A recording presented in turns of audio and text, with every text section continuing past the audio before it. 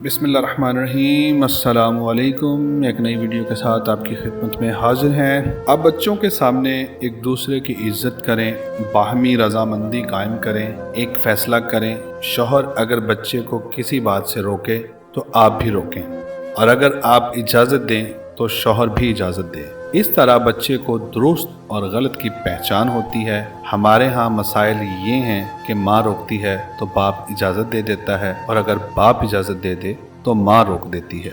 बच्चे भी कंफ्यूज हैं कि आखिर माजरा क्या है। एक इजाज़त दे रहा है तो दूसरा रोक रहा है। कौन दुरुस्त है, कौन गलत है। बच्चे फिर नफसियाती ना हो, चिड़चिड़े और ज़िद्दी ना बने तो फिर वो क्या करें। सबसे पहले मियाँ बीवी में इक्तफ़ा होना ज़रूरी होता है। बेहतरीन वालिदैन बनने के लिए पहले आप अपनी बाइंडिंग को मजबूत करें। अच्छे मियाँ बीवी ही अच्छे वालिदैन साबित होते हैं। अब बच्चों के सामने एक दूसरे की इज्जत करते नहीं तो कैसे मुमकिन है कि बच्चे आप दोनों की इज्जत करें। आप लोग आपस की अना और ज़िद में आकर बच्चों की खुद एतमादी को कत्ल कर देते हैं, इनको नफसियाती बना देते हैं। बीवी से इख्तलाफ है तो बीवी अगर बच्चों के किसी काम से रोक दे, आप अपनी भड़ास निकालने के लिए जानबूझकर बच्चों को इजाज़त दे देते हैं, ताकि इस तरह आप अपनी बीवी को अज़ियत दे सकेंगे, मगर दर हकीकत आप अपनी ही नस्ल को तबाह कर रहे होते हैं। एक दूसरे की मुखालफत एक दूसरे की हद तक महदूद रखें। इस मुखालफत में बच्चों को मत घसीटा करें। अगर आप दोनों मिलकर बच्चों को किसी काम से मना करेंगे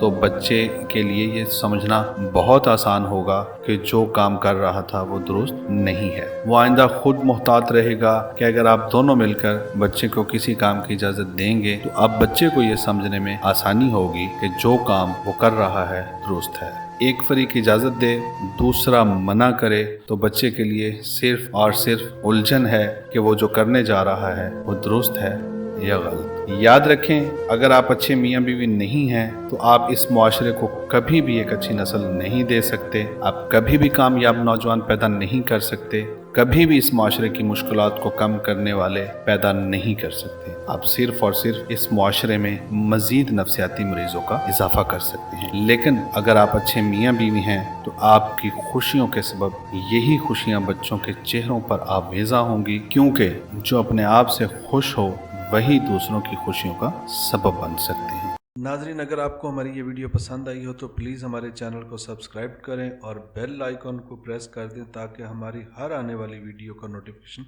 आप तक पहुंच सके।